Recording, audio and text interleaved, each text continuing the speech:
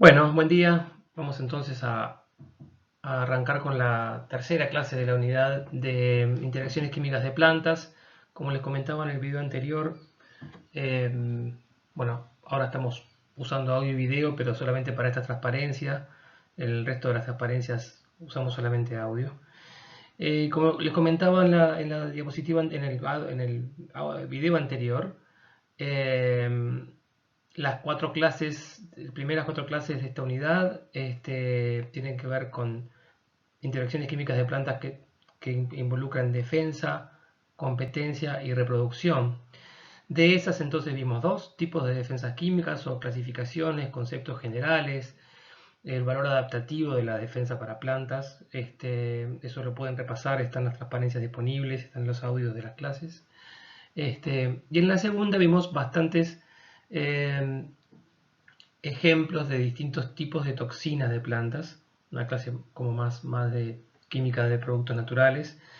Y en esta clase vamos a hablar de estos dos aspectos que nos quedaría por cubrir, que es la inversión de plantas en defensa, eso es en realidad el final de esta clase, y varios ejemplos de las estrategias contradefensivas de insectos y el concepto de coevolución planta-insecto. En la clase que viene, que voy a subir el viernes, vamos a hablar de estos dos aspectos, competencia y reproducción, es decir, interacciones de plantas con plantas a través de sustancias alelopáticas y interacciones de plantas con polinizadores, en general a través de volátiles florales, pero también a través de sustancias que dan el color a las flores. Bueno, después también, como les decía, vienen cuatro clases que va a dictar Carmen sobre defensas inducidas, defensas indirectas.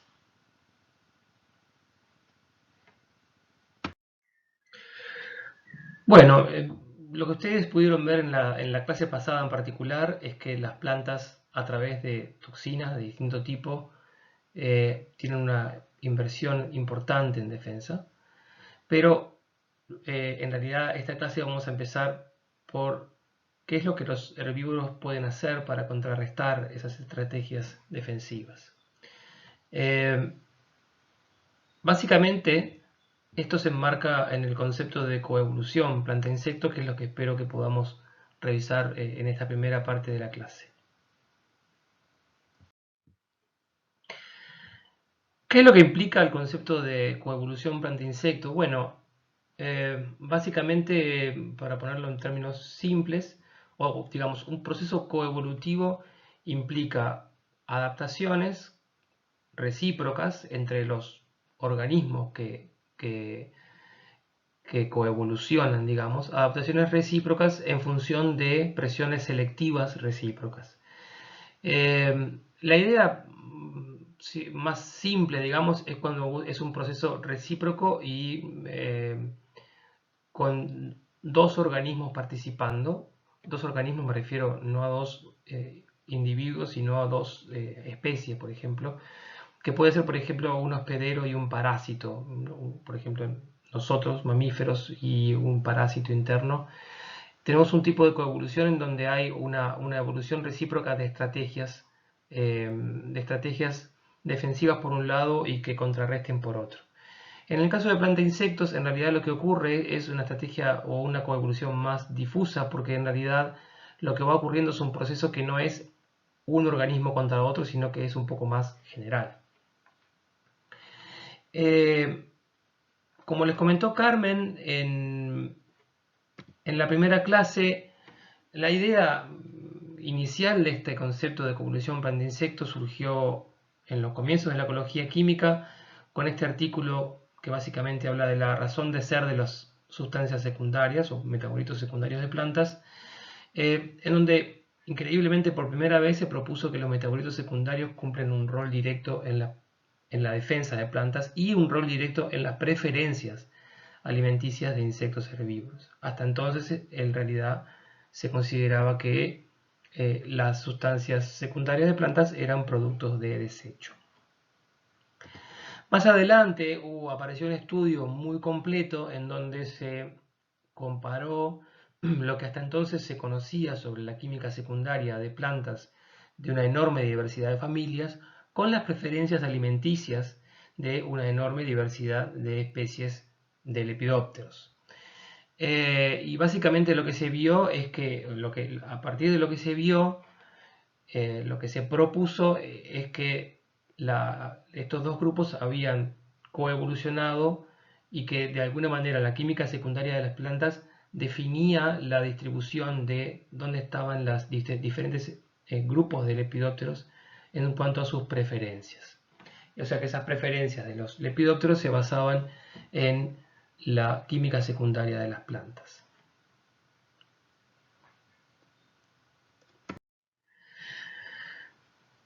Para verlo en forma esquemática, pongámosle una planta que desarrolla una toxina, esa toxina es defensiva, por lo tanto los insectos evitan esa planta, los insectos herbívoros, y se habla que la planta encuentra una zona adaptativa. Básicamente, cuando hablamos, recordamos que no estamos hablando de una escala de tiempo ecológica, digamos, sino una escala de tiempo evolutiva. Cuando hablamos de la planta o las plantas, estamos hablando de poblaciones o en un periodo largo de tiempo. Entonces, la ausencia de herbívoros favorece, digamos, favorece a la planta en cuanto a que encuentra espacio para diversificarse y generar nuevas especies.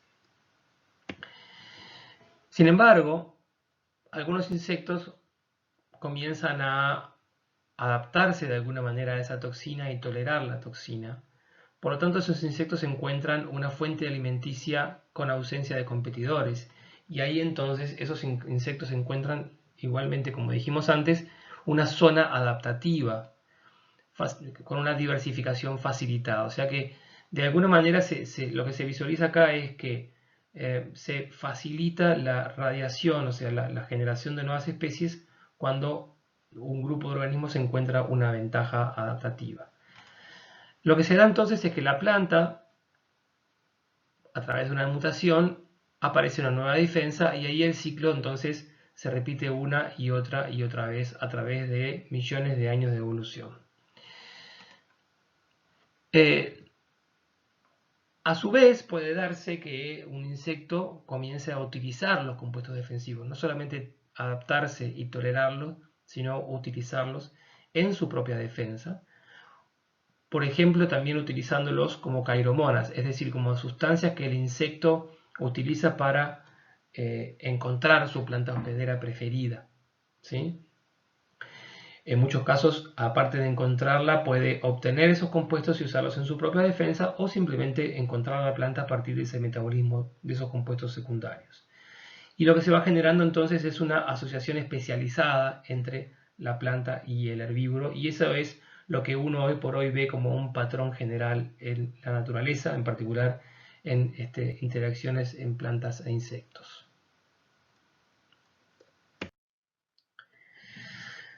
Vamos a ver algunos ejemplos de qué es lo que algunos insectos pueden hacer para adaptarse y tolerar toxinas de plantas. Un ejemplo viene de este crisomélido, de género Oreina, es un coleóptero. Acá, para los que de alguna manera no pueden manejarlo, no manejan bien, utilizamos, como en biología en general, un sistema binomial con género y epíteto específico, y en insectos es muy común, en general siempre se hace, que se establece entre paréntesis el orden, en este caso coleóptero, dos puntos, y la familia, que son los crisomélidos. El ejemplo se compone también de esta planta. En plantas también se usa un sistema binomial de nomenclatura, pero en general se pone únicamente en la familia, en este caso las apiáceas, que también se conocen como umbelíferas. Se conocen como umbelíferas porque las inflorescencias tienen esta forma como de paraguas. Si vemos cada una de ellas, parece como un paraguas. De ahí viene el nombre de umbelíferas. Este es una especie especialista no en esta planta en particular, pero sí en esta familia. Y la familia de plantas se caracteriza por presentar defensas químicas que ya vimos en la clase anterior. Estas defensas son las cumarinas, en particular las furanocumarinas, que pueden ser lineales como esta o angulares como esta. Entonces las cumarinas como tal, que son estos compuestos en general, derivados de los fenilpropanos, acá tenemos el anillo bencénico y 3 carbonos, de ahí viene el fenilpropano, son una enorme diversidad de compuestos secundarios derivados en particular de la fenilalanina. Muchos fenólicos en plantas, ¿no? Por supuesto hay un montón de otros fenólicos que vienen de otra vía biosintética que es la del ácido químico, pero muchos fenólicos provienen de esta vía de las fenilpropanos. Cuando ocurre una hidroxilación en el carbono 7, se habla de umbeliferonas, y ahí ya empezamos a ver que las umbeliferonas son más particulares, no están tan distribuidas como las cumarinas en una gran cantidad de familias, sino que son más particulares de algunas familias, en particular de las umbelíferas o apiáceas. La presencia de esta función habilita a que justamente se formen aductos en este lugar, por ejemplo, con terpenos que después quedan en 2 carbonos, o sea, se forman distintos tipos de aductos, o sea, funcionaliza la molécula, se forman aductos y muchos de esos aductos tienen esta forma, un anillo furano, que son las furanocumarinas, que son muy comunes como defensas de plantas porque tienen esta particularidad, es que tienen un tamaño molecular justo para reaccionar con la doble hebra de ADN, ¿sí? O sea que se meten a las células, se meten al núcleo y reaccionan ahí con la doble hebra de ADN impidiendo su replicación. Esta reacción, vieron que se forma a partir de estos ciclobutanos. Esto para aquellos de ustedes que hicieron cursos de orgánica tiene que ver con en general con reacciones en donde participa la energía ultravioleta entre 2 dobles enlaces. Acá había un doble enlace, acá había un doble enlace, se forma este anillo, este ciclo de 4. Y ese es el tipo, por eso se habla que son fototoxinas, porque son toxinas que para ejercer su efecto tóxico precisan de luz ultravioleta, luz solar básicamente. Estas son entonces las defensas químicas de estas plantas y tenemos este insecto que es especialista en estas plantas. Entonces, ¿cómo podemos pensar, como tomando este ejemplo, para evitar, por ejemplo, la fototoxicidad?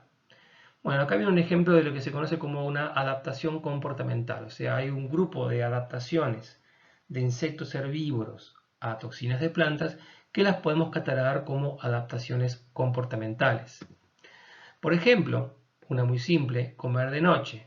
Si uno acá evalúa el horario de un ciclo de 24 horas y la cantidad de larvas que se están alimentando naturalmente en la planta, lo que vemos es que la mayoría de las larvas come durante la noche. Eso es simplemente una adaptación para evitar el efecto de la luz en el caso de las larvas.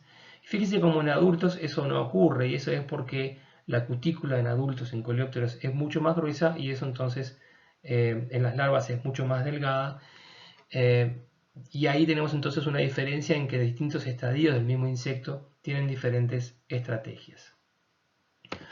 Otra estrategia para evitar la luz es lo que se conoce como leaf rolling, o sea, el enrollamiento de la hoja para, esta es otra especie, no es la especie del coleóptero, para prevenir entonces la luz del sol en el caso de fototoxinas. Entonces, primer ejemplo, adaptaciones comportamentales para evitar la luz en el caso de fototoxinas. Otro tipo de adaptación comportamental, en este caso no estamos hablando de fototoxinas, no estamos hablando del mismo ejemplo planta-insectos, sino de otros casos que son extremadamente comunes. Y lo pongo acá simplemente porque es otro ejemplo de adaptación comportamental.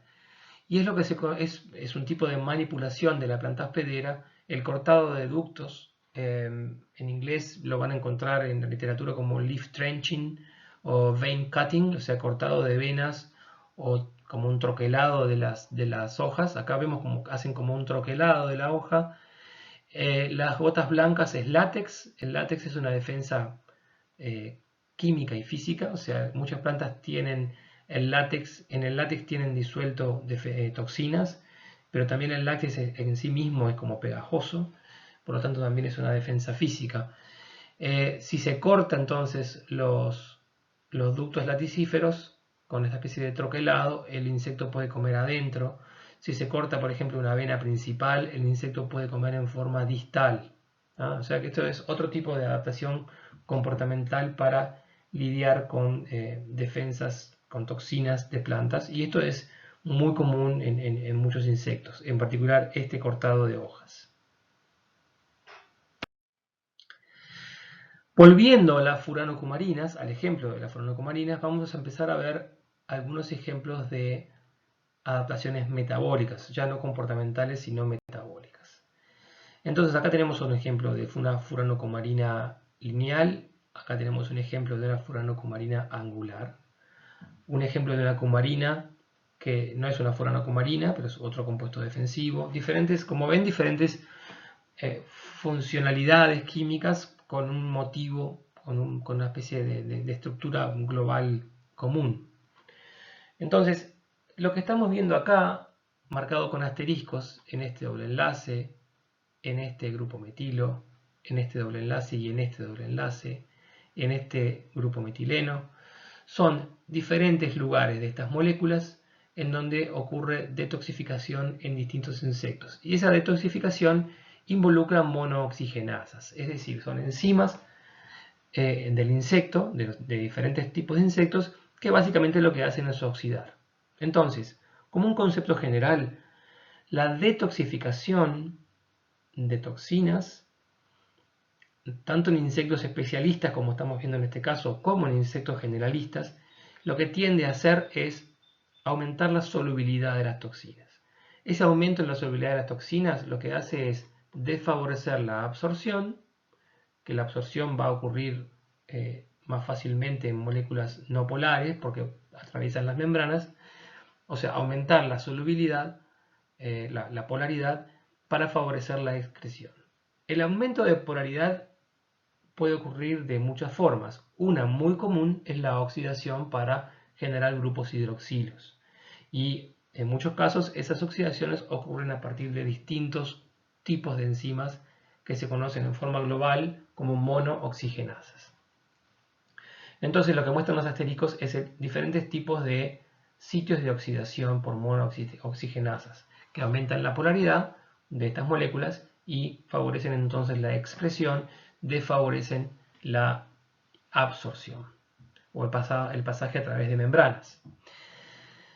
Hay mucha investigación en este tipo de monooxigenasa, entonces lo que se puede ver, por ejemplo, es que son inducibles, o sea, es una respuesta inducida en insectos especialistas. Quiere decir que la presencia de estas toxinas induce la expresión de estas monooxigenasas y las induce en forma mucho mayor que un insecto generalista, o sea que parte de la especialización tiene que ver con el control de la expresión de estas monooxigenasas. Otra cosa que se ve es que hay una enorme diversidad de genes, o sea, no estamos hablando de una monooxigenasa, sino que estamos hablando de diversas monooxigenasas que además son relativamente selectivas en cuanto a los sustratos. O sea, una monooxigenasa va a reaccionar con este compuesto, otra con este, otra con este. Entonces, básicamente lo que podemos ver acá es que son enzimas que están asociadas a genes que evidentemente surgen de eventos de duplicación génica a través de la evolución. Esos eventos de duplicación génica lo que hacen es que de alguna manera liberan al gen duplicado para poder ir mutando, mientras que la función original se mantiene cubierta, digamos. De vuelta, hablando siempre en tiempos evolutivos. Y eso puede ocurrir varias veces. Entonces tenemos en definitiva en un genoma muchas monooxigenasas que pueden estar lidiando con distintas sustancias defensivas de plantas.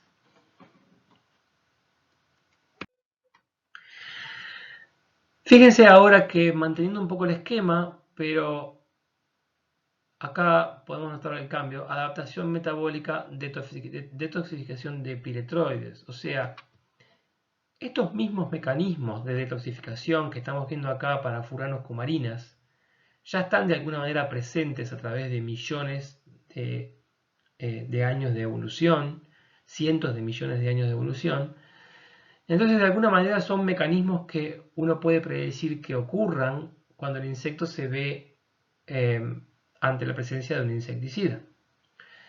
Entonces, en muchos casos, la evolución de resistencia a insecticidas, como podemos ver acá a un piretroide, la cipermetrina, involucra este tipo de enzimas monooxigenasas para generar entonces, por ejemplo, acá vemos este grupo hidroxilo, aumentar la polaridad, desfavorecer la absorción, favorecer la excreción y tenemos un metabolito inactivo. Eso entonces, o sea, parte de la resistencia de insectos a insecticidas en realidad son procesos de adaptaciones metabólicas que ocurren en periodos breves de tiempo evolutivo. ¿Por qué ocurren en periodos breves de tiempo evolutivo? Bueno, porque la presión selectiva que se le da al insecto cuando se le aplica insecticidas es muy grande, comparado con la presión selectiva, por ejemplo, de toxinas de plantas, en donde el insecto, por ejemplo, tiene otras opciones para comer. O sea, uno podría esperar que la evolución de resistencia a insecticidas de uso continuado, digamos, sea bastante más rápida en tiempos evolutivos que la evolución de mecanismos de adaptación a sustancias defensivas de plantas, que están presentes en menor cantidad, que bueno, son procesos mucho más lentos, pero la base del proceso ya está, entonces definitivamente siempre va a ocurrir. Los insectos herbívoros son muy buenos en encontrar mecanismos para metabolizar sustancias tóxicas y eso en gran parte es lo que favorece la evolución de resistencia en insectos.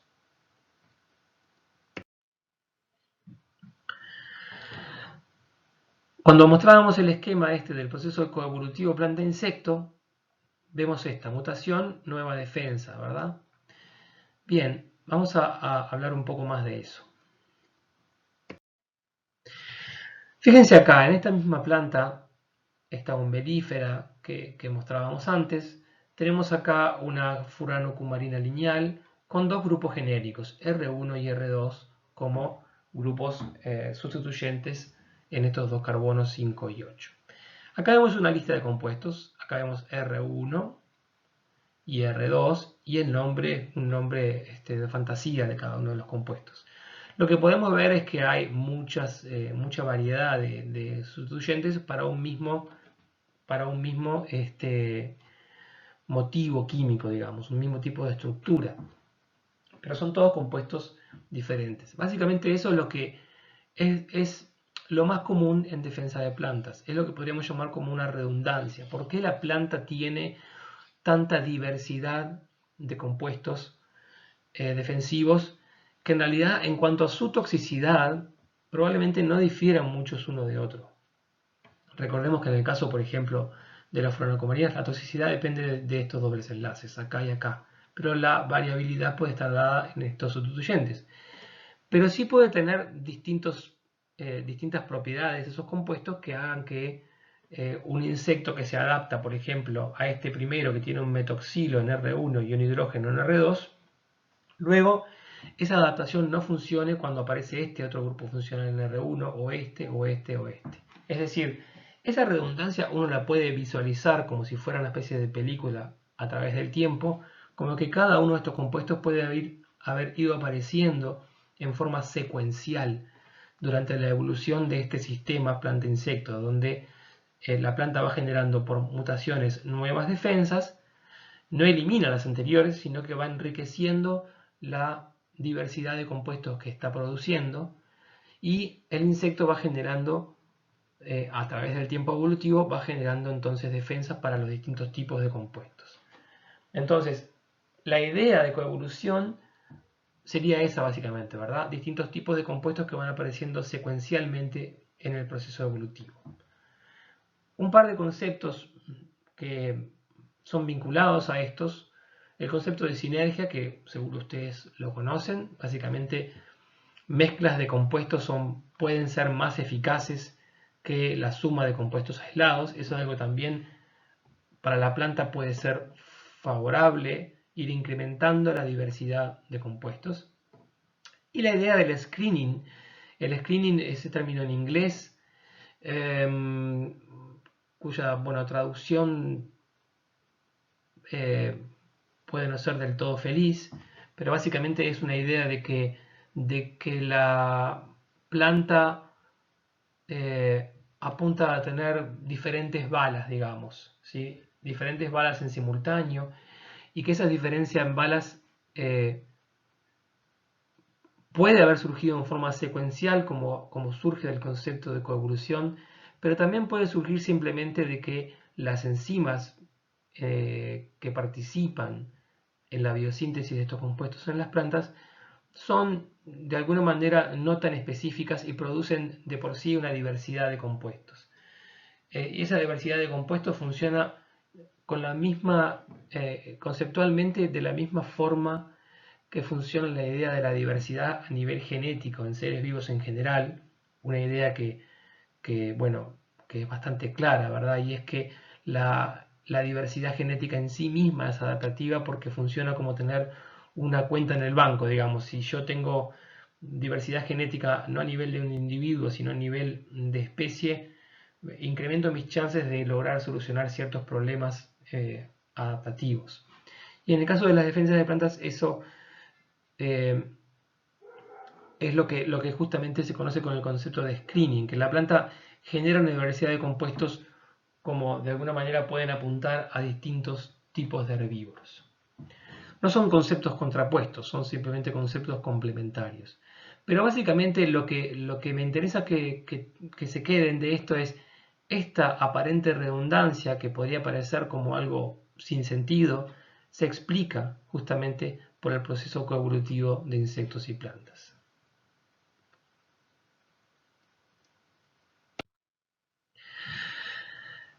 Esta diapositiva, que es un poco compleja y que básicamente lo que quiero transmitir es, si ustedes recuerdan la diapositiva anterior, tenemos diferentes tipos de furanocumarinas que difieren en los grupos funcionales, sustituyentes y demás.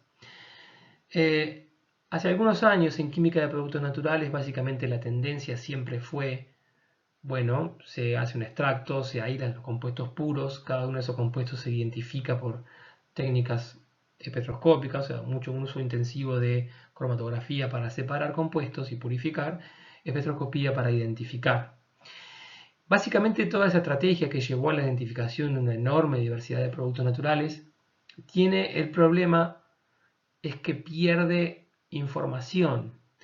Información que tiene que ver con justamente con la presencia de esa diversidad, o sea, inevitablemente se van a identificar los compuestos más abundantes y no de repente los menos abundantes, pero además se pierde información y en tiempo y en espacio, porque se precisa de repente una cantidad importante de hojas para hacer extractos. En cambio, en los últimos tiempos, con el aumento de técnicas que se conocen en forma global como metabolómicas, es decir, como para poder tener una visualización no de compuestos individuales, sino del metaboloma entero y de la diversidad de ese metaboloma. Inclusive se puede, por ejemplo, digamos, estas técnicas metabolómicas tienen una enorme importancia en el uso de técnicas estadísticas y de análisis multivariados. No voy a hablar de eso ahora, aparte no es un tema que yo domine bien, pero básicamente lo que esta parte de la figura trata de mostrar es eso de poder analizar en forma espectroscópica, pero no compuestos aislados, sino extractos enteros. Pero fíjese que son extractos enteros obtenidos, por ejemplo, de una misma planta, pero en distintas circunstancias. Por ejemplo, de la misma planta, pero en diferentes lugares en una población de esa planta. Está toda la misma planta, pero en diferentes lugares es una población, digamos. Pero esta población puede estar sujeta a distintos tipos de interacciones. Puede haber, por ejemplo, algunas que estén siendo sujetas a herbivoría y otras que no. Esta información en la química de productos naturales típicamente se perdía. En el enfoque metabólmico, esa información no tiene por qué perderse Y entonces se puede correlacionar la diversidad fitoquímica, armando este tipo de mapas de calor, digamos. Este tipo de análisis depende previamente de justamente ese análisis de datos muy complejo que implica la metabolómica.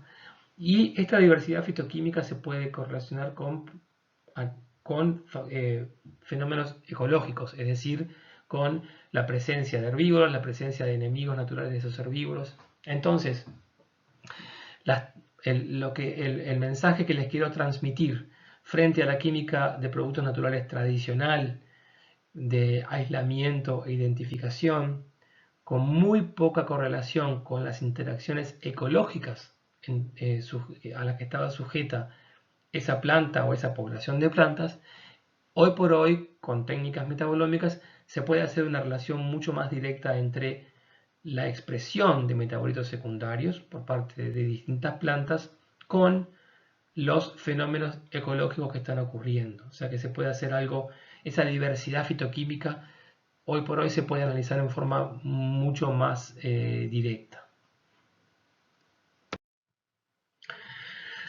Pero vamos a volver un poco atrás y a ver distintos tipos de ejemplos en los que los insectos tienen adaptaciones metabólicas a metabolitos defensivos de plantas. Ustedes se acordarán este ejemplo de los glucosinolatos. Esto es un típico glucosinolato, una estructura un poquito compleja, pero bueno, básicamente es una tioglucosa, ¿sí? Un tioglucósido más bien, la presencia de un sulfato, o sea, son moléculas polares, y un grupo imina aquí. Entonces, estas son defensas muy específicas del género Brassica, y de las crucíferas en general, no del género Brassica. Un ejemplo de crucífera es una planta conocida como Arabidopsis thaliana. Arabidopsis se ha transformado en las últimas décadas en la Drosophila melanogaster de las plantas, es decir, el modelo por excelencia de plantas para una enorme diversidad de estudios, entre ellos estudios de química defensiva, de estrategias defensivas. Entonces, básicamente se puede obtener cualquier mutante que se quiera en cualquier gen que se quiera. Eso permite entonces como una disección muy fina de cómo ocurre la defensa, de la planta. Y bueno, por eso se ha estudiado mucho, en particular glucosinolatos, por la presencia de Arabidopsis que produce glucosinolatos. Ustedes en la última clase que tuvimos trabajaron en grupos para ver cómo era el procedimiento, digamos, de formación de los isotiocianatos, que es este tipo de estructura que está aquí.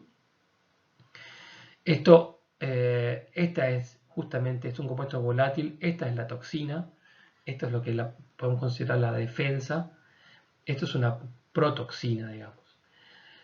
La planta tiene enzimas conocidas como mirosinasas, están ubicadas en células diferentes a donde están presentes los glucosinolatos. La ruptura de tejidos que se produce por la alimentación del herbívoro junta la enzima con su sustrato y entonces la enzima hidroliza el azúcar, ¿sí? Acá tenemos el producto de esa hidrólisis y luego espontáneamente tenemos que esta carga negativa del azufre migra formando un doble enlace. Acá tenemos un rearreglo donde el sustituyente alquílico pasa al nitrógeno y acá tenemos el isotiocianato, que es el compuesto tóxico. Insectos que son especialistas, hay muchos insectos especialistas en plantas que producen isotiocianatos, presentan distintos tipos de estrategias, pero básicamente todas las estrategias, la mayoría de las estrategias es evitar que se formen los isotiocianatos. Veamos algunos ejemplos. Por ejemplo, Plutela silostela, una plaga muy importante de crucíferas cultivadas.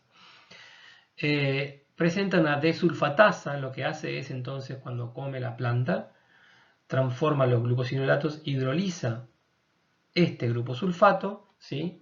Y ya el glucosinolato o el producto de esa hidrólisis de este grupo sulfato, el el producto de la desulfatación no va a ser reconocido por la enzima, ya no se da la reacción de formación de los isotiocianatos. Un tipo de estrategia entonces es la presencia de una enzima específica que rompe este sulfato y de esa manera inactiva los glucosinolatos. Otro ejemplo, Pieris reipi, otra plaga importante de crucíferas, un insecto especialista que ha sido muy estudiado, una enzima específica que lo que hace es que una vez que se da la hidrólisis, en vez de permitir esta reacción espontánea para formar isotiocianatos, tiene sus propias enzimas, ¿sí?, específicas que lo que hacen es dirigir esta ruptura para la formación de nitrilos, que son mucho menos tóxicos que los isotiocianatos. O sea que hay insectos que tienen enzimas específicas que modifican el curso de esta reacción para formar nitrilos que son menos tóxicos. Otros insectos, no tengo un ejemplo particular, pero son muchos insectos, lo que tienen es formas para inactivar la aminosinasa en sus tubos digestivos, ¿sí? O sea, que inactivan la enzima. Esos insectos, en muchos casos, además presentan secuestran estos glucosinolatos intactos, que cuando le digo que los secuestran, lo que quiero decir es que el compuesto pasa del tracto digestivo a través de las membranas a la hemolinfa del insecto. Esos insectos típicamente utilizan glucosinolatos como defensa, hay varios ejemplos, y en muchos casos tienen sus propias mirosinasas, que son diferentes que las mirosinasas de la planta. El mensaje que quiero transmitir acá es un mismo grupo de compuestos defensivos muy eficiente como defensas, extremadamente eficientes contra insectos herbívoros generalistas. Distintos tipos de especialistas tienen diferentes estrategias metabólicas para adaptarse a esa defensa química y en algunos casos incluso utilizarla en su propio beneficio. Veamos ahora otro ejemplo en donde en vez de adaptarse adaptarse transformando la toxina de alguna manera metabólicamente, transformando la toxina, lo que se puede hacer es transformar el sitio activo de esa toxina, es decir, donde la toxina apunta. El ejemplo muy estudiado para esto es la adaptación de algunos insectos especialistas a los cardenólidos. Los cardenólidos, que los vimos en la clase pasada, son estos esteroides que tienen una lactona de 5 o 6 miembros, una lactona que, bueno, los cardenólidos en particular tienen una lactona de 5 miembros como sustituyente del anillo esteroidal. Los bufadienolidos, que fueron aislados de las secreciones defensivas de la piel de sapos, tienen una lactona de 6 miembros y eso es lo que define los bufadienolidos. Ambos tipos de compuestos, cardenolios, bufadienolidos, son muy tóxicos y bueno, son bastante comunes en diferentes familias de plantas. Hay insectos que se especializan, típicamente la mariposa monarca se especializa en algún tipo de planta que produce cardenolios, los puede comer en esas plantas, de hecho secuestra los compuestos para su propia defensa y es un ejemplo clásico de ecología química en donde se muestra cómo además cuando un pájaro naif, digamos que nunca ha probado antes, prueba una monarca, la vomita y luego si se le ofrece otra no la va a aceptar, lo cual también explica estos colores tan conspicuos que en muchos casos los insectos tienen cuando están defendidos químicamente. Tiene que ver con favorecer el aprendizaje del depredador. Pero no me quiero ir de tema. ¿Cómo hace entonces la monarca como larva para secuestrar estos compuestos y no sufrir las consecuencias? Bueno, los cardenólidos actúan a nivel de la bomba de sodio y potasio, o sea, a nivel de la respiración celular en la mitocondria. O sea que es un fenómeno muy, muy, muy común en una enorme diversidad de seres vivos. En todos los seres vivos, básicamente, la respiración celular es muy importante. Entonces, a través de herramientas de biología molecular, lo que se vio es que los insectos especialistas, y en particular la monarca, tiene una modificación en los genes asociados con estas proteínas de la bomba de sodio y potasio, que básicamente hace que los cardenólidos digamos, el sitio activo, la bomba de sodio y potasio de la monarca, se expresa en forma tal que los cardenólidos no tienen buena reconocimiento o sea, no actúan sobre esas bombas de sodio y potasio como si actúan sobre especies no adaptadas. Acá lo que vemos es cada línea forma distintas especies. Acá vemos la concentración de uno de estos cardenólidos, en particular la uvaína, que es uno muy común, y una medida de cómo es la inhibición, digamos, de la actividad enzimática de la bomba de sodio y potasio. Entonces lo que vemos acá es cuanto más concentración se precisa, que es la línea roja, cuanto más concentración se precisa para inhibir la acción de esta enzima, quiere decir que hay más resistencia o que la inhibición es menos favorable. Y esta es justamente la monarca y esto es otro número de especies. Estos son más vinculados con la monarca, son otros ejemplos del género y estos son grupos de insectos generalistas. Entonces lo que vemos acá es que a nivel evolutivo hay una modificación del target de la toxina para evitar entonces la toxicidad. En vez de modificar la toxina, se modifica el target y ese es básicamente el ejemplo que les quiero dar.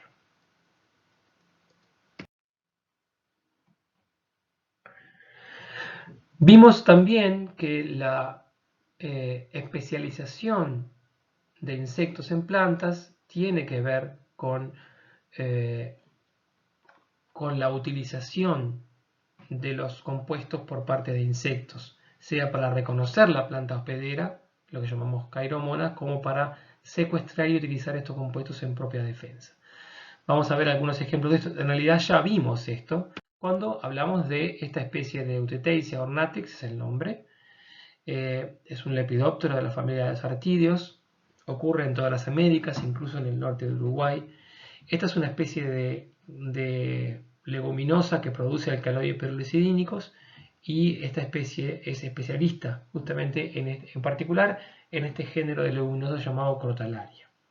Esta es una estructura típica del alcaloide perlucidínico. Son compuestos muy tóxicos y que se encuentran en distintas familias de plantas. Recordarán que en la ecología de este insecto, bueno, el insecto lo secuestra, lo transfiere al adulto. En el caso del adulto hay transferencia del macho a la hembra, protección de los huevos. Además, el macho obtiene una feromona a partir de este compuesto y durante el cortejo la hembra va a determinar si acepta o no al macho en función de la presencia o ausencia de esta feromona. O sea, es una sustancia que básicamente el insecto utiliza y utiliza en forma muy importante. Esto que evolucionó en el Nuevo Mundo, digamos, son especies de las Américas en general, tiene un correlato en Europa. O sea que son procesos de evolución de alguna manera en paralelo, pero que van en la misma dirección. O sea, en diferentes grupos europeos, a través de los años estudiaron una especie del género Cratonotus, que se especializa en plantas productoras de alcaloides perlucidínicos, pero plantas nativas de Europa. Y básicamente lo que se ve es un fenómeno similar, pero con algunas variantes. Por ejemplo, en el caso de Cratonotus, la cantidad de alcaloides perlucidínicos que obtiene va a implicar que desarrolle un enorme tamaño en esos órganos que utiliza durante el cortejo. Eso no se ve en el género americano. O sea, son procesos en paralelo, pero que tienen ciertas diferencias. En este género de Cratonotus se hizo un estudio bastante detallado de la metabolización, y acá es donde quiero traerlos al tema, de por qué ocurre que algunas especies pueden obtener alcaloides perlucidínicos y no ser intoxicados. Esta es un ejemplo de alcaloide perlucidínico en la forma N-óxido, ¿sí? N-óxido aquí, que no es tóxica. Es una forma que los insectos la secuestran en el tracto, o que la obtienen de la planta, digamos. En la planta suele estar presente más que nada como N-óxido. En el tracto digestivo se reduce y se absorbe, o sea, se pasa a lo que se llama la base libre, ¿sí? Que no es tóxica en sí mismo. Este compuesto va a ser tóxico porque en general los organismos que no son especializados en estos compuestos, las oxidasas que detoxifican, la idea por lo menos es que detoxifiquen en otros organismos, otros insectos, mamíferos, etcétera, lo que forman es este pirrol. La oxidación resulta en este pirrol y este sí es el compuesto tóxico, porque va a ser muy reactivo con nucleófilos de distintas proteínas. En los insectos especialistas esto no se da. Lo que se da es que una vez que se absorbe a través de las membranas a la hemolinfa, las oxidasas de los insectos especialistas lo vuelven a formar el N-óxido. O sea que ese es otro tipo de adaptación metabólica para evitar la toxicidad y de hecho poder utilizar este compuesto en la propia defensa del insecto.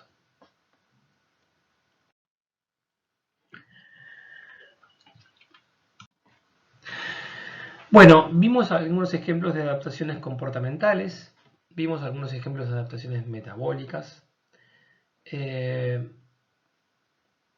Puede haber otro tipo de adaptaciones en herbívoros para lidiar con toxinas de plantas. Una que de repente no es tan fácil de ver es evitar toxinas. Es decir, insectos evitan plantas con ciertas toxinas porque esas toxinas los van a intoxicar. Y eso básicamente lo que puede verse en insectos es la amplitud de la dieta, o sea, la variedad de plantas que los insectos comen, puede verse de alguna manera como una adaptación de los herbívoros para lidiar con las defensas de plantas. Para empezar, la mayoría de los insectos tiene requerimientos nutricionales similares, o sea, lo que requieren para su mantenimiento metabólico basal primario no difiere mucho entre un insecto y otro. Pero diferentes insectos comen diferentes plantas. Entonces, lo que se suele clasificar a los insectos en función de insectos herbívoros, en función de la amplitud de la dieta. Entonces, insectos monófagos son aquellos insectos que se especializan, comen plantas de un mismo género o hasta de una misma especie. Pueden ser realmente muy especializados o especializarse en un género de plantas. Tiene algunas ventajas muy claras, ¿verdad? O sea, el insecto accede a su planta hospedera con muy poca competencia. Tiene que detoxificar las toxinas de la planta a la cual está especializado, no tiene que detoxificar otras toxinas de otras plantas. Puede utilizar las toxinas de las plantas para reconocer, para ubicar y reconocer a su planta hospedera. Estos son fenómenos que suelen verse en la naturaleza, que son muy comunes. O sea que selecciona más bien por la positiva, selecciona su planta hospedera por la presencia de ciertos metabolitos secundarios a los cuales está adaptados. Tiene como contra, obviamente, que tiene un nicho ecológico restringido, es decir, que si su planta hospedera no está presente por algún motivo, tiene un problema serio. Además de esto están los oligófagos, que es básicamente lo que hace, son especialistas también. De hecho, monófagos y oligófagos son los que se conocen como especialistas. Utilizan especies de plantas dentro de una misma familia o dentro de lo que se conoce como tribu, que es digamos, los taxones por debajo de familia y por encima de género. Las tribus incluyen diferentes géneros. Pero básicamente se especializa en una misma familia de plantas. En contraposición a esto están los insectos polífagos o generalistas, se contrapone a especialistas, que se alimentan de plantas de diversas familias. Son también muy comunes. Las plagas agrícolas pueden ser tanto monófagos como oligófagos como polífagos. tienen como ventajas que tienen menos dependencia a la presencia de una planta específica, pero tienen más competencia posiblemente. Y además, claro, no puede estar especializado en todas las toxinas de las distintas familias de plantas que come, entonces es más susceptible a las defensas químicas de plantas. Por lo tanto, a diferencia de los especialistas, selecciona por la negativa, o sea, rechaza plantas y acepta las plantas que tienen menos defensas químicas. Si uno se pone a pensar, bueno, ¿cuál de estas estrategias es la más común? La sorpresa es que la enorme mayoría de los insectos son especialistas. Insectos herbívoros son especialistas. Aproximadamente un 10% de las especies de insectos herbívoros son polífagas. O sea que el proceso coevolutivo planta-insecto que vimos recién, hace un rato, de alguna manera ha ido llevando a que la modalidad o la amplitud de la dieta más común, por lo tanto más exitosa evolutivamente, es la especialización en un grupo restringido de plantas, sea un grupo restringido a nivel de familia o un grupo restringido incluso más a nivel de género o de especie. Pero entonces la amplitud de la dieta es un aspecto importante en los insectos herbívoros y es de alguna manera una forma de visualizar como una adaptación de los insectos herbívoros a las toxinas de plantas. Volviendo a la transparencia general del proceso coevolutivo, digamos, si nosotros tratamos de conceptualizar todo este ciclo con sus derivados, lo que de alguna manera este esquema explica algunas cosas que normalmente vemos en la naturaleza en las interacciones planta-insecto. Es decir, la coevolución planta-insecto explica características observables en ambos grupos. Para empezar, una enorme diversidad de especies, o sea, el proceso coevolutivo se asocia a una radiación. Cuando hablamos de radiación, hablamos de fenómenos en los cuales en tiempos evolutivos se genera o se favorece la diversificación de grupos. Y las plantas con flor, angiospermas, y los insectos herbívoros son grupos enormemente diversos. Una ausencia de sobreexplotación, eso lo comentamos en la primera clase de esta unidad, es decir, si bien los insectos herbívoros tienen una capacidad muy importante de sobreexplotar a las plantas como fuente de alimento, de hecho las plantas no son sobreexplotadas, sino que la mayoría de los ecosistemas están claramente dominados por plantas. Es muy claro cuando se estudian interacciones planta-insectos que los insectos discriminan plantas y que muchos son especializados, como dijimos recién. Cuando miramos desde el punto de vista químico, los metabolitos secundarios tienen una diversidad muy grande y seguramente muy subestimada, pero hablamos de cientos de miles de compuestos diferentes. Muchos de estos metabolitos son tóxicos para los insectos. Las plantas no sintetizan cualquier tipo de metabolito secundario, sino que diferentes grupos de plantas se van especializando en diferentes tipos de metabolitos secundarios. También algo que uno podría esperar con el mapa conceptual del proceso evolutivo que vimos recién. Diferentes tipos de compuestos secundarios, químicamente no muy relacionados entre sí, pongamos las cumarinas con los alcaloides, químicamente muy diversos, saben amargo. Si nosotros los probamos, tienen sabor amargo, ¿sí? Entonces, básicamente hay como esa convergencia al uso de metabolitos que de alguna manera el herbívoro, pueden ser tanto los insectos como nosotros, lo va a sentir como amargo y ese amargor es lo que va probablemente a hacer rechazar a ese compuesto. O sea que la sensación de amargor es de alguna manera adaptativa para el herbívoro para evitar justamente ingerir sustancias tóxicas. Y finalmente, plantas hospederas de un mismo insecto, de un grupo de insectos, tienen química secundaria similar. O sea que la química secundaria de alguna manera define las preferencias alimenticias de insectos como fue propuesto hace ya muchos años en los comienzos de la ecología química, y como hoy por hoy es algo muy muy claro después de estudiar una enorme diversidad de sistemas planta-insecto. Bien, ya casi terminando la clase de hoy,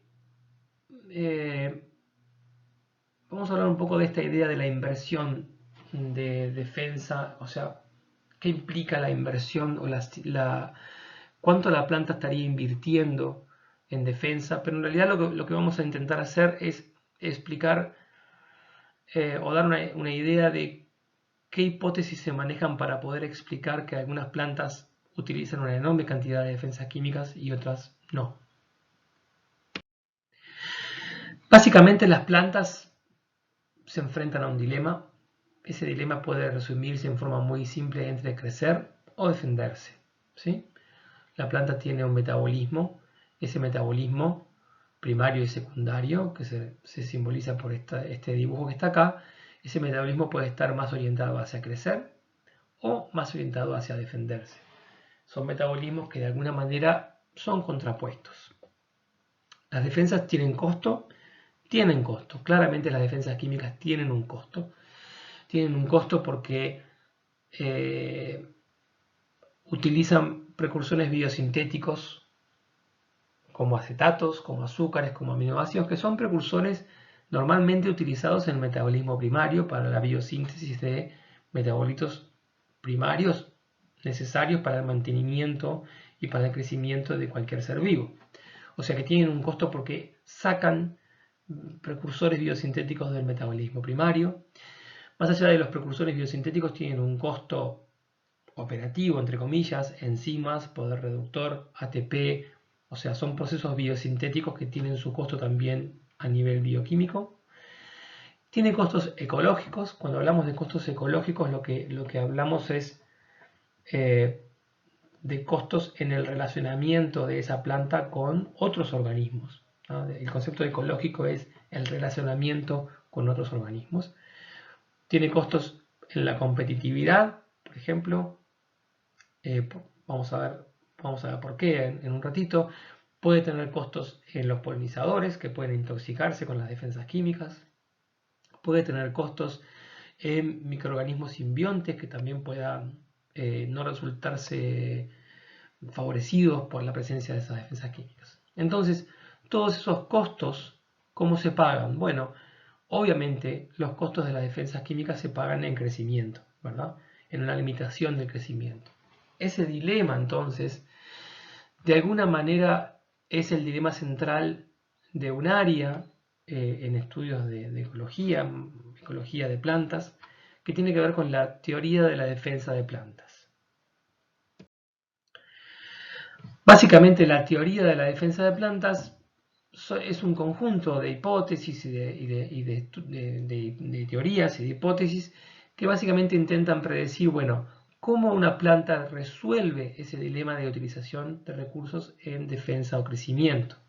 ¿Cómo se puede explicar que hay plantas que presentan una enorme variación en cuanto a la inversión en defensa? Hay plantas que son muy fácilmente comidas y las encontramos por ahí todas agujereadas, digamos, básicamente en las hojas.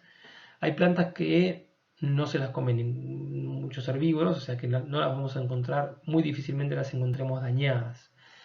Hay una variabilidad entonces en la inversión en defensa. Bueno, ¿cómo puede explicarse esa variabilidad? Eso es básicamente esta área de la teoría de la defensa de plantas.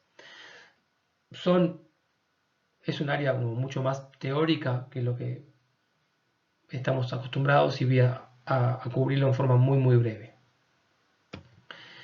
Para empezar, una cosa muy importante es que la variación en la inversión en defensa ocurre en dos escalas. Una escala ecológica, es decir, un individuo, una planta en particular, presenta lo que se conoce como plasticidad fenotípica. O sea, una planta puede expresar una gran cantidad de defensas o expresar menos defensas. O sea que una planta no está fija en cuántas defensas va a producir. Esa plasticidad fenotípica en una escala ecológica, entonces, depende de, básicamente, o puede depender de la presencia o no de herbívoros. Eso van a ver en las clases que vienen, van a hablar de defensas inducidas. pero también puede depender de la presencia o no de nutrientes.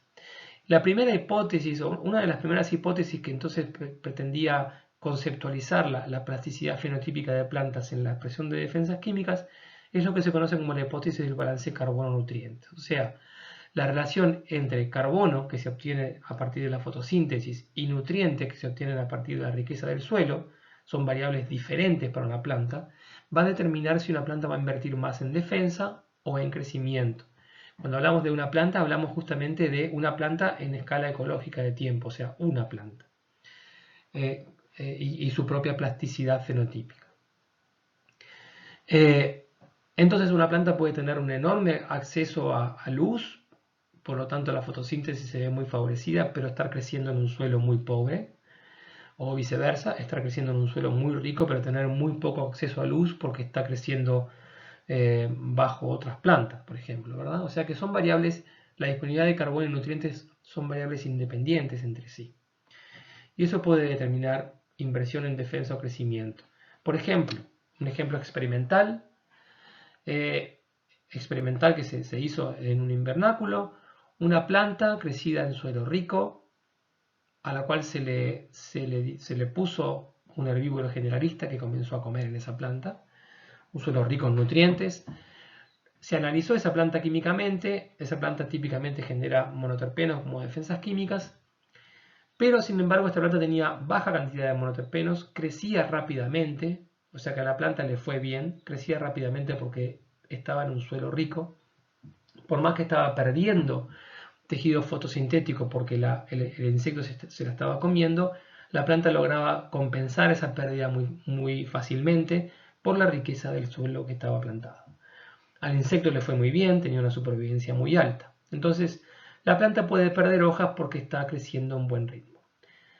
La misma planta, digamos, otro individuo, pero de la misma especie, la misma población, etc., crecida en un suelo pobre, genera más defensas químicas, crece más lento, el insecto tiene una supervivencia mucho peor, o sea que la planta se está defendiendo contra ese insecto. La planta en este caso entonces no puede costear tan fácilmente la pérdida de muchas hojas. La variable en este caso fue la presencia de nitrógeno o de nutrientes en general. La cantidad de carbono, o sea la capacidad fotosintética en las plantas, el acceso a luz básicamente era el mismo. Un ejemplo entonces bastante práctico de cómo en una escala ecológica la hipótesis del balance carbono-nutrientes puede explicar que una planta invierta más o menos en defensa. La otra escala en la cual ocurre esta variabilidad en la inversión en defensas es una escala evolutiva. Hay plantas que tienden a invertir más en defensa, hay plantas que tienden, más allá de la disponibilidad de nutrientes o de luz, tienden a invertir más en defensas o en crecimiento. Básicamente las plantas tienen características intrínsecas en la asignación de recursos y esas características tienen que ver obviamente con las condiciones en las cuales esas plantas evolucionaron a través del tiempo. Entonces, eso se conforma una hipótesis que se llama hipótesis de velocidad de crecimiento en español, Resource Availability, que no es una traducción perfecta, es el nombre que se le da en inglés. Básicamente, las plantas poseen diferentes velocidades intrínsecas máximas de crecimiento, ¿sí? Hay plantas que van a crecer muy lento, hay plantas que van a crecer mucho más rápido, independientemente de los nutrientes que tengan. Son características inherentes de esas plantas en óptimas condiciones. Entonces, esto, fíjense que es muy diferente a lo que vimos recién, que era una disponibilidad de nutrientes en tiempo real. Acá hablamos de características inherentes de las plantas. Las plantas lentas básicamente van a invertir más en defensas, las plantas rápidas van a invertir más en crecimiento. Eso es lo que esta hipótesis plantea. Las plantas que evolucionaron a través del tiempo en suelos ricos en nutrientes van a favorecer el crecimiento. Fíjense que las plantas que evolucionaron en suelos ricos tienen que favorecer el crecimiento porque van a estar seguramente sujetas a mucha competencia de otras plantas.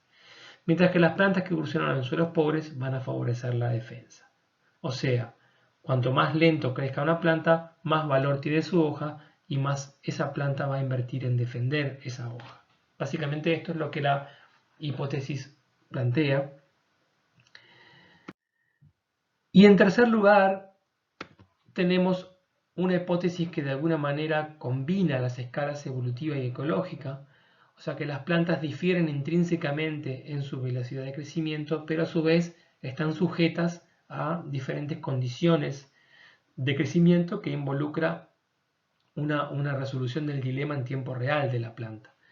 Entonces, esta hipótesis, que se conoce como la hipótesis del balance entre crecimiento y diferenciación, acá diferenciación es básicamente todo lo que no es crecimiento, incluye la defensa y otras inversiones que la planta puede hacer de sus recursos, todo lo que va, digamos, en contraposición al crecimiento. O sea que la defensa acá es una diferenciación de la planta. Entonces, básicamente, lo que esta hipótesis plantea es que, bueno, se combinan las características intrínsecas de la planta con la realidad en la cual la planta está creciendo, tanto en presencia de herbívoros como en disponibilidad de nutrientes o disponibilidad de carbono. Básicamente lo que plantea es algo que lo hemos estado hablando más de una vez, es que bueno, hay especies de plantas que favorecen el crecimiento. Esas especies no es que no estén defendidas, pero van probablemente a invertir en defensas inducibles, o sea, toxinas presentes en poca cantidad, ¿sí? Que son inducibles en presencia de daño, o sea que si en ausencia de daño esa planta va a apostar todo al crecimiento. Pocas defensas constitutivas y un crecimiento rápido. Las especies que favorecen diferenciación, o sea defensa, van a tener un crecimiento más lento, van a tener defensas constitutivas, por ejemplo taninos, por ejemplo látex, por ejemplo resinas, y van a tener pocas defensas inducidas. Eso es básicamente un poco lo que quería contarles sobre cómo se puede enfocar, digamos, la explicación de por qué algunas plantas tienden a invertir más o menos en defensas. Esto no quiere decir que nosotros tomemos, por ejemplo, plantas que crecen en los trópicos con un suelo probablemente muy ricos y con mucha competencia. No quiere decir que no estén defendidas, o sea, muchas sustancias químicas de plantas se han aislado de plantas tropicales, obviamente. Lo que sí ocurre es que muchas de esas toxinas son inducibles. Cuando hablamos de mayor inversión en defensa, no necesariamente estamos hablando de mayor diversidad química en esas defensas, sino mayor inversión en cuanto al metabolismo. Entonces, por ejemplo, los taninos implican una inversión muy grande, aunque químicamente no implican una diversidad muy, muy interesante de compuestos. Bien, con esto entonces cubrimos estos dos aspectos que teníamos, inversión en defensa y contradefensa de insectos herbívoros. Vimos un poco entonces diferentes aspectos de la defensa de plantas. Van a volver a ver esto con Carmen cuando hablan de defensas inducidas, interacciones multitróficas. En la clase que viene vamos a hablar de otros tipos de interacciones químicas de plantas que tienen que ver con competencia y con reproducción. Cualquier duda, escriban al foro. Tienen el video disponible para irlo utilizando de a poco. Espero que no sea muy tedioso, que no se duerman, pero bueno, nos estamos viendo en la próxima clase.